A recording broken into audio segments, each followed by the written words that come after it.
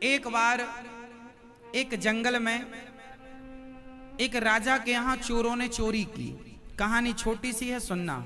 ये युधिष्ठिर के पूर्व चरित्र की बात है। युधिष्ठिर जी पहले क्या थे, युधिष्ठिर जी की गाथा है। इन्हें मनुष्य क्यों बनना पड़ा, पूरी बात समझ में आएगी। एक बार एक राजा के यहाँ चोरी हुई, तो चोरी करके चोर जंगल की तरफ भागे, तो सैनिक राजा के पीछे पीछे चले। चोरों को लगा कि अब तो हम पकड़ जाएंगे, क्योंकि सैनिक बहुत करीब आ गए हैं, भागना बड़ा कठिन है। तो जंगल में एक संत जी समाधि लगाए बैठे थे। नाम था मांडव्य। नाम क्या था संत जी का? मांडव्य ऋषि। तो मांडव्य ऋषि के नाम से मध्य प्रदेश में एक क्षेत्र है नर्मदा के किनारे, मांडव।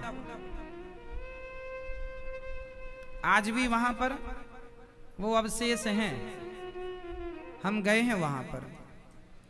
तो मांडव्य ऋषि जंगल में समाधि लगाए बैठे थे।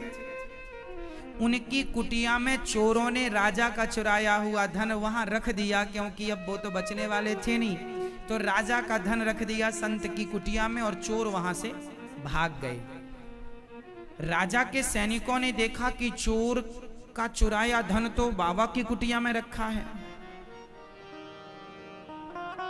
तो बाबा की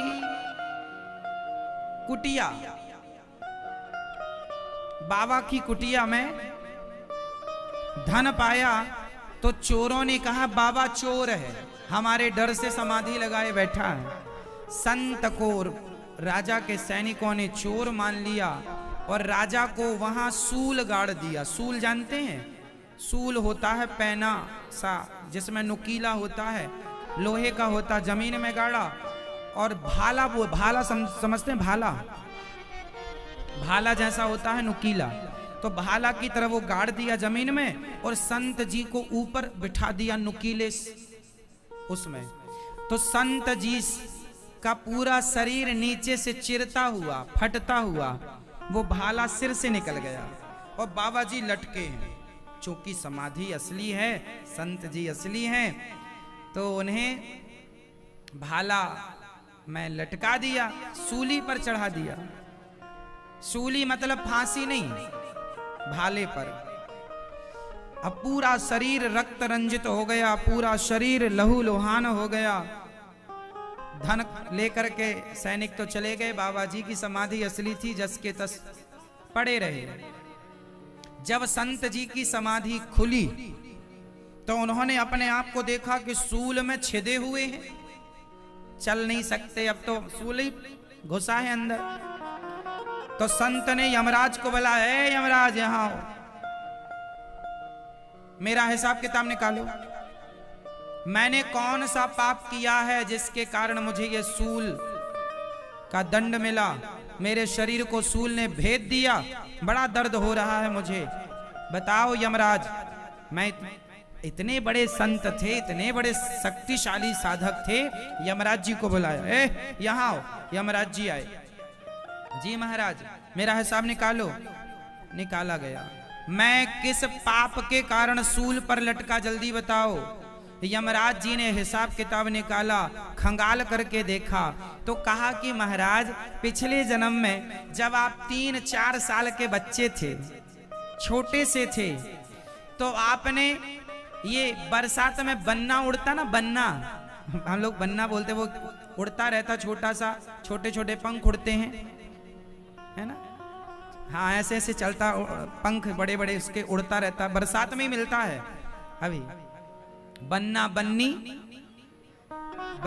वो दुल्हा दुल्हन को भी बोलते हैं, पर ये बन्ना खेल खिलौने में हम लोग बन्ना बोलते हैं। है तो पतंगा, है एक प्रकार का कीड़ा, पतंगा, उसको हम लोग बचपन में बन्ना बोलते हैं। तो एक पतंगा, एक कीड़ा, जब आप 5-4 साल के, 3-4 साल के थे, तो आपने एक कीड़े को पकड़ के उसको आपने कांटा चुभा दिया था। पीछे से लेकर आपने उसको कांटा चुभाया तो आगे तक पहुंचा दिया। कब पहुंचाया आपने? यमराज जी कहते हैं कि आपने पिछले जन्म में एक कीड़े को, एक पतंगे को, बरसाती कीड़ा को आपने काटा, पीछे से चुभाया, आगे निकला, उसके कारण इस जन्म में आपको भी सूल जैसा कांटा नीचे से ऊपर तक चुभा। ये आपके ही कर्म दंड है। तब तो मांडव ऋषि नाराज हो गए। मांडव ऋषि ने कहा, ये बताओ 4 साल के बच्चे में बुद्धि कितनी होती है? 5 साल के बच्चे में बुद्धि कितनी होती है? सुनो यमराज, तुरंत अपने संविधान में संशोधन करो। यमराज जी, 5 साल का बच्चा थोड़ी जानता है कि मैं पाप कर रहा हूं कि पुण्य कर रहा हूं, कीड़ा है मकोड़ा है, वो नहीं जानता। 5 साल का बच्चा बोध होता नहीं जानता ना कुछ। मैं नहीं जानता था, मैंने जानबूझकर किसी को नहीं मारा, मैंने अज्ञान से मारा है और आपने मुझे दंड दिया। आज से आप संविधान अपना चेंज करो। यमराज जी, 5 साल तक कोई बच्चा कोई पाप करेगा, वो पाप उसके माँ बाप के खाते में जाएगा, हमारे आपके खाते में नहीं जाएगा। 5 साल तक के बच्चे का पाप माफ है उसके लिए। इसलिए बच्चा कोई पाप ना करे, माँ बाप को ध्यान रखना चाहिए। चीटी वीटी मारते रहते हैं छोटे छोटे बच्चे, ये पाप उनको नहीं लगता, माँ बाप को लगता है। संविधान बना दिया, 5 साल तक किया गया पाप बच्चे का माफ है। बच्चे का किया गया पाप 5 साल की उम्र में जो आप पाप करते 5 साल के नीचे माफ है। और सुनो, आपने मुझे कांटा चुभाया मैंने अज्ञान में, तो आपने सूल चुभा दिया। जाओ मैं श्राप देता हूं, आप 100 वर्ष के लिए मनुष्य बनकर आएंगे और आप मनुष्य बनेंगे और आप खुद ये देखेंगे कि इस मनुष्य के शरीर को पाकर पाप से कोई बच नहीं सकता। इस धरती पे जो मनुष्य बनता, तुम तो यमराज हो, हिसाब किताब करते रहते हो, जरा मनुष्य बनो तो पता चले कि पाप से बचना कितना कठिन है। तब धर्मराज युधिष्ठिर को मांडव ऋषि ने श्राप दिया, 100 साल के लिए आपको मनुष्य बन के आना पड़ेगा। तो यमराज जी यहाँ पर आए, वही धर्मराज युधिष्ठिर बनकर आए। उस समय 100 साल के लिए यमराज की गद्दी पर कौन बैठा? अर्यमा नाम के संत को बिठाया गया कि आप 100 साल तक यमराज के पद पर बैठकर, जब तक यमराज जी नहीं है तो वही यमराज क्या बने? धर्मराज। वही यमराज क्या बने? धर्मराज युधिष्ठिर।